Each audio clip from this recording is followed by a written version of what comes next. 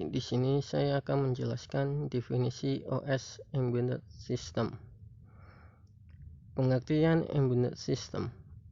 Embedded System atau sistem tertanam merupakan sistem komputer khusus yang dirancang untuk menjalankan tugas tertentu.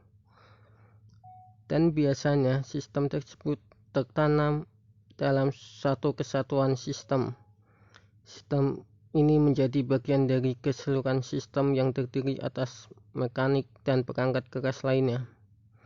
Bidang embedded system mencakup penguasaan perangkat keras, hardware. Sistem embedded merupakan sebuah sistem rangkaian elektronika digital yang merupakan bagian dari sebuah sistem yang lebih besar yang biasanya bukan berupa sistem elektronika. Kata embedded system menunjukkan bagian yang tidak dapat terdiri sendiri. Berbeda dengan sistem digital yang didesain untuk general purpose, embedded system biasanya diimplementasikan dengan menggunakan microcontroller. Sistem embedded dapat memberikan respon yang sifatnya real time dan banyak digunakan pada peralatan digital seperti jam tangan. Terus ciri-ciri OS Embedded System. 1. Mempunyai computing power, dengan kata lain dilengkapi dengan sebuah prosesor. Yang kedua, bekerja di lingkungan luar ruangan IT, jadi kemungkinan besar tidak dilengkapi dengan ICE dan menghadapi gangguan dari luar seperti getaran dan debu. 3. Memiliki tugas yang spesifik, beda dengan PC atau server yang relatif lebih multipurpose.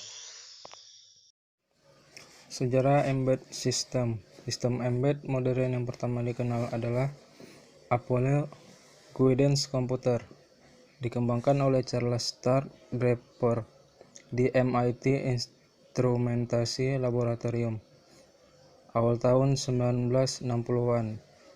Apollo Guidance Computer adalah onboard digital komputer diinstal di setiap spacecraft program Apollo, baik command module dan lunar module. Disediakan onboard computation untuk mendukung spacecraft guidance, navigasi, dan kontrol. Apollo Flight Computer adalah yang pertama menggunakan Integrated Circuit atau IC. Software IGC ditulis dalam bahasa assembly IGC.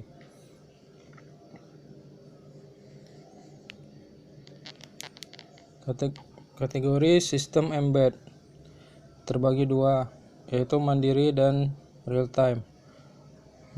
Yang mandiri atau disebut standalone dapat berfungsi secara independen dari perangkat keras lainnya, tidak terintegrasi ke dalam perangkat lain. Contoh kotak TiVo untuk merekam sistem televisi, sedangkan DVR Digital Video Recorder merupakan sistem embed yang terintegrasi dengan DVD player. Standalone juga dapat merujuk pada program software yang tidak memerlukan software selain sistem operasi untuk menjalankannya. Sedangkan yang real time, sistem embednya dengan tugas-tugas spesifik dilakukan dalam periode waktu spesifik, disebut dengan sistem real time. Sistem real time terdiri dari hard real time system dan soft real time system.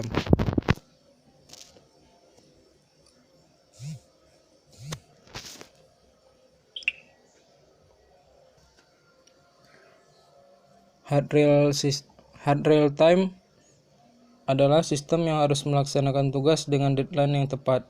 Contoh dari sistem hard real time adalah sistem yang harus membuka katup dalam 30 milidetik ketika kelembapan udara melintas ambang batas tertentu.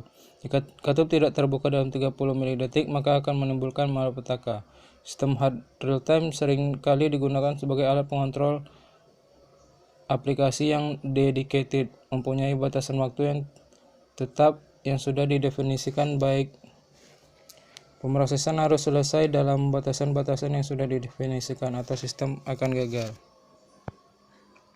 Soft real time adalah sistem yang tidak memerlukan deadline. Contoh dari soft real time seperti DVD player.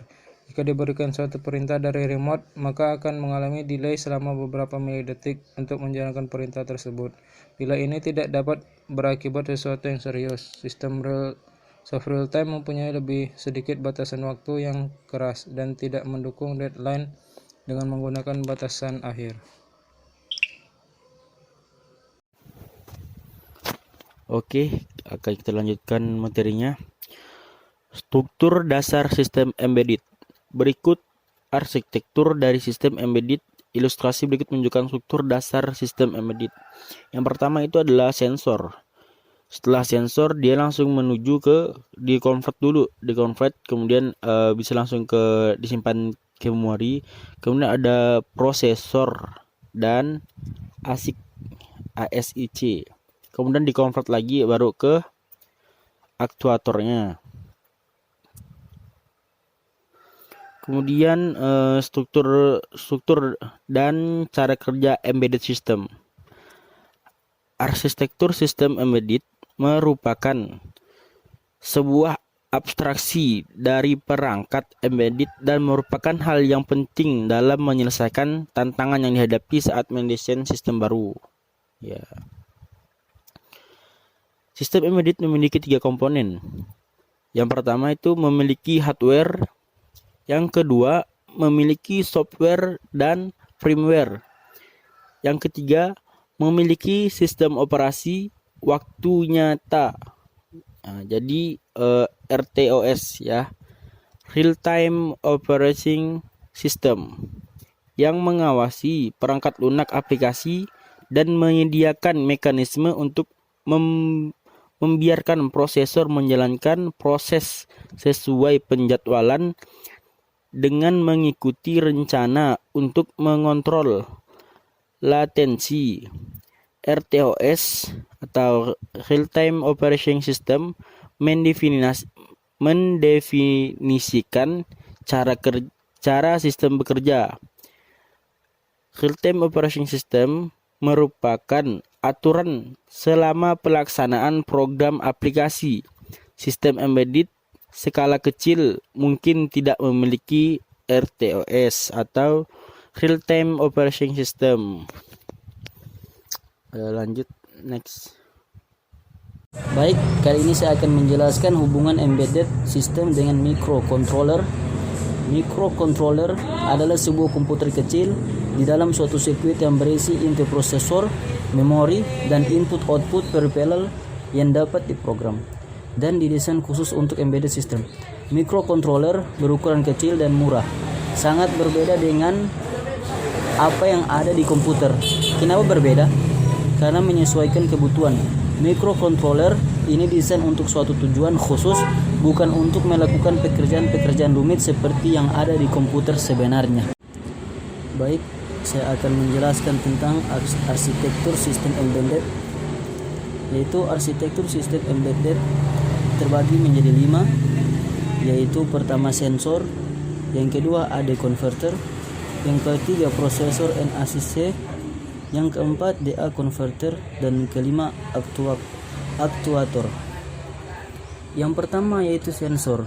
Sensor, alat ini mengukur kuantitas fisik dan mengubahnya menjadi sinyal listrik yang dapat dibaca oleh pengamat atau oleh instrumen elektronik seperti konverter A2D. Sensor menyimpan jumlah yang diukur ke memori. Yang kedua AD converter. Konverter analog ke digital mengubah sinyal analog yang dikirim oleh sensor menjadi sinyal digital. Dan yang ketiga prosesor dan ASIC. Prosesor memproses data untuk mengukur output dan menyimpannya ke memori. Dan yang keempat DA converter. Konverter digital ke analog mengubah data digital yang diumpankan ke prosesor ke data analog. Dan yang kelima aktuator. Aktuator membandingkan output yang diberikan ke konverter DA dengan output aktual yang diharapkan, yang menyimpan di dalamnya dan menyimpan output yang disetujuinya. Oke, selanjutnya kelebihan dan kekurangan pada embedded system. Kelebihannya itu yang pertama, satu fungsi tertentu tapi terdedikasi. Dalam artian Dia hanya melakukan fungsi tersebut dengan baik tanpa ada gangguan fungsi lain.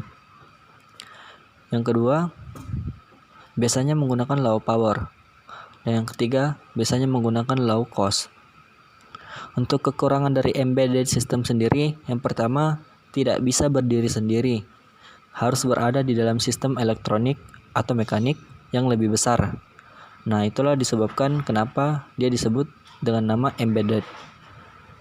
Yang kedua, yaitu hardware yang sudah permanen, tidak bisa di-upgrade ataupun downgrade. Yang ketiga, yaitu punya satu fungsi tertentu, tidak selalu bisa digunakan untuk komputasi umum.